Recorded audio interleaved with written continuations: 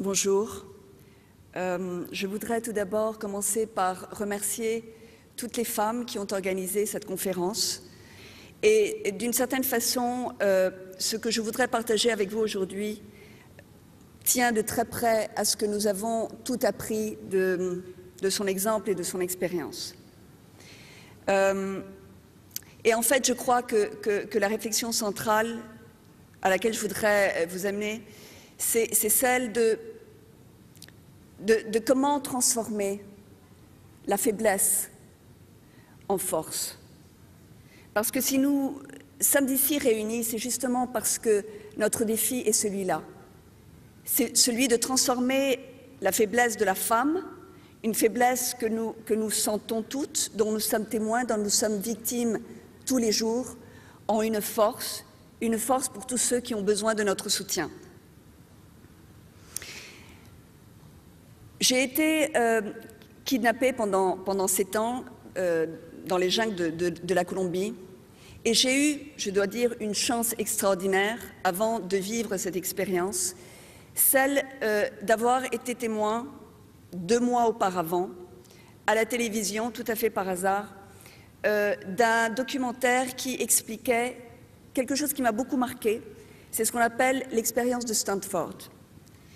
Il se trouve que cette université très prestigieuse américaine avait fait, dans les années 80, une expérience concluante, intéressante et aussi dramatique. Ils avaient pris les étudiants d'une classe, donc des étudiants américains aisés, sans traumatisme particulier, sans expérience de vie difficile. Et ces jeunes hommes et ces jeunes filles avaient été divisés de façon arbitraire en 2 camps. D'un côté, il y avait les gardiens et de l'autre côté, il y avait les prisonniers. Et ils allaient jouer un jeu, celui d'être en confination pendant 1 semaine ou 2 semaines, les uns jouant le rôle de garde, de gardien, et les autres jouant le rôle de prisonniers. La conclusion de cette expérience est dramatique parce qu'on a pu montrer que le fait d'avoir ce rôle assigné a transformé les personnalités des joueurs. Les gardes sont devenus arbitraires, abusifs, sadiques. Et les prisonniers sont devenus soumis et ont perdu leur force et leur volonté.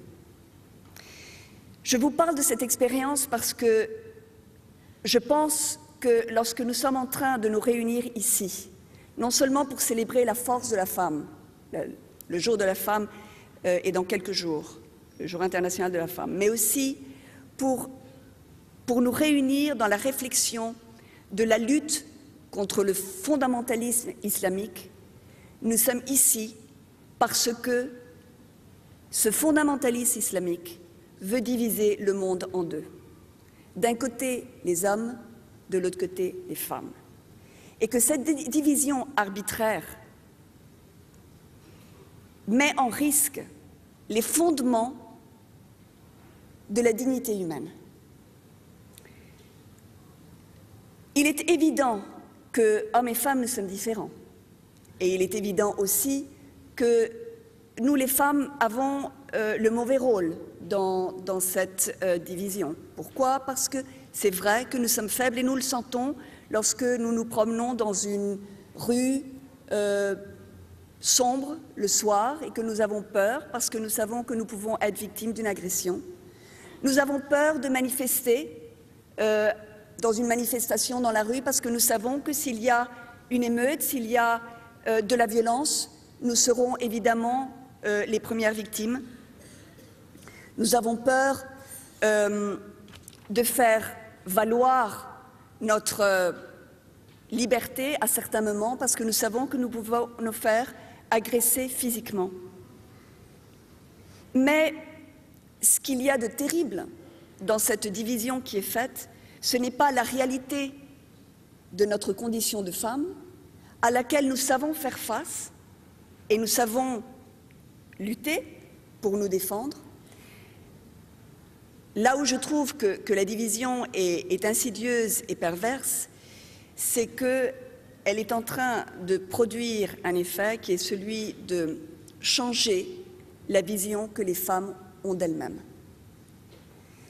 Quand on parle des répercussions du fondamentalisme islamique, nous ne parlons pas seulement d'une agression des hommes contre les femmes. Nous sommes en train de parler d'un changement de mentalité dans les femmes elles-mêmes, qui pensent et sont convaincues qu'elles doivent être traitées de cette façon-là, qui justifient le fait qu'on leur dénie leurs droits parce que ce sont des femmes, et que dans cette vision qu'elles ont d'elles-mêmes, elles transmettent à leurs enfants des valeurs qui sont pernicieuses, qui sont antidémocratiques et qui sont avant tout une négation de la dignité humaine. C'est pour cela, je crois, que lorsque nous sommes ici réunis et que nous pensons à l'Iran, nous ne sommes pas simplement en train de penser aux femmes en Iran qui vivent dans un grand, immense camp de concentration. Et c'est là où je crois que notre devoir est celui de parler haut et fort.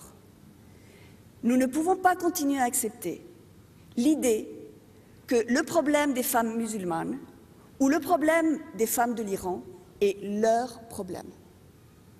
Il faut que nous commencions à comprendre que le problème des femmes iraniennes et le problème des femmes musulmanes est notre problème. Notre problème, pourquoi?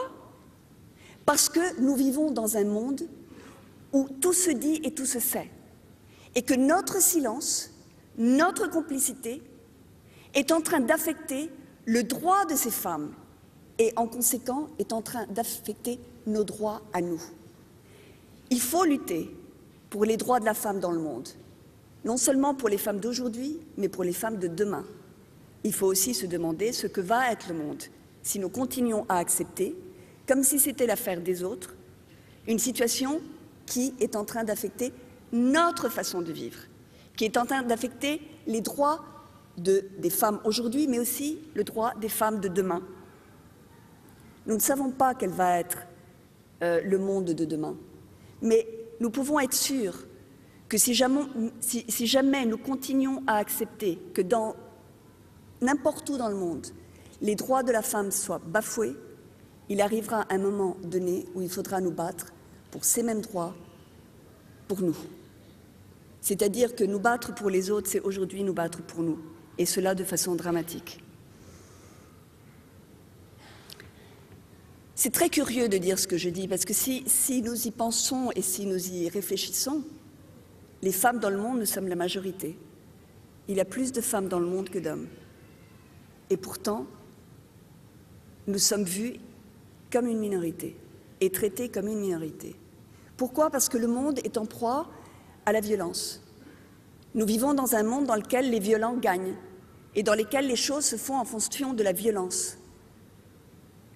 Les gouvernements, les chefs d'État tiennent en considération la violence beaucoup plus que le droit des êtres humains. Les intérêts, la bombe atomique par exemple, qui fait que les pays d'Occident ferment la bouche, regardent ailleurs, est la conséquence de cette violence qui s'impose, alors que nous, simplement, daignons de regarder ce qui se passe avec les êtres humains. Nous sommes la majorité, nous, femmes, mais nous sommes une majorité silencieuse. Et nous sommes une majorité qui ne se fait pas écouter. Très peu de femmes chefs d'État dans le monde. Et malheureusement, les chefs d'État femmes dans le monde sont trop souvent le fruit de l'histoire. Elles sont les femmes d'hommes importants qui ont été évincés du pouvoir, ou elles sont les filles de femmes importantes qui ont été évincées du pouvoir, ou elles sont les femmes de chefs d'État qui leur ont laissé d'une certaine façon la possibilité, leur ont ouvert l'espace. Trop peu de femmes voulant prendre la direction du monde, trop peu de femmes dans les parlements, Trop peu de femmes politiques, trop peu de femmes comme les femmes merveilleuses que nous voyons ici, trop peu de femmes pour véritablement se dire qu'elles ont le droit d'avoir une voix et de s'imposer. Et maintenant, il faut véritablement que ce droit soit conçu comme une responsabilité. Parce que ce n'est pas seulement le fait que nous avons la possibilité de devenir chef d'État qui est important. Ce qui est important, c'est que, par le fait d'être femme, nous sommes la voix des plus faibles. Nous sommes la voix des minorités dans le monde, même si nous sommes la majorité. Nous sommes la voix des enfants dans le monde, qui, évidemment, sont victimes de la violence imposée par les hommes dans le monde. Nous sommes la voix des malades dans le monde. Nous sommes la voix de tous ceux qui ne peuvent pas se défendre physiquement. Et nous voulons un monde qui soit organisé et dont le pouvoir vienne non pas en fonction de qui est le plus fort en termes nucléaires, en termes d'armes, en termes d'argent.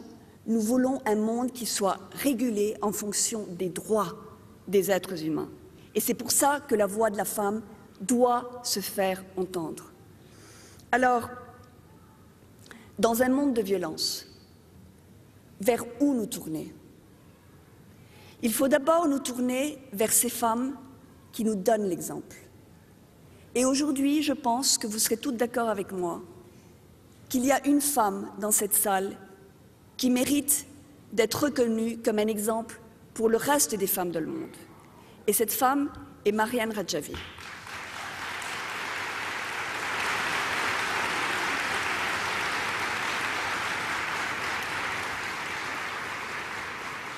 Mariane est un exemple pour les femmes du monde parce qu'elle mène la lutte la plus importante aujourd'hui pour les femmes dans le monde. C'est la lutte la plus importante aujourd'hui, c'est celle de lutter contre le gouvernement de l'Iran. Et ça, en tant que femme. Pourquoi? D'abord parce que l'Iran est un gouvernement ouvertement misogyne. Est un gouvernement qui ne diminue pas les droits de la femme, comme on le trouve partout dans le monde. Les droits de la femme sont bafoués aux États-Unis, en Europe, en Amérique latine, en Asie, un petit peu partout. Mais en Iran, les droits de la femme ne sont pas bafoués, ils sont déniés. Ils n'existent pas. La femme en Iran n'a aucun droit. Et nous avons une femme qui a le courage, non pas de vivre sa vie tranquillement comme elle le pourrait, mais qui a le courage de faire face à ces hommes qui la haïssent et qui l'ont condamnée à mort. Et cette femme, qui évidemment pourrait avoir cette vie différente, nous donne un exemple particulier, parce que c'est une femme qui a compris, et c'est là où je voudrais faire le parallèle avec Nelson Mandela, c'est une femme qui a compris que la force des femmes vient de leur sacrifice. Nous ne pouvons pas nous battre avec des poings ou avec de la violence, et même si nous pouvions, nous ne voudrions pas. Mais ce que nous apprenons à travers l'exemple des femmes iraniennes en tête de Madame Radjavi, c'est que nous pouvons transformer notre faiblesse en force à travers de notre sacrifice.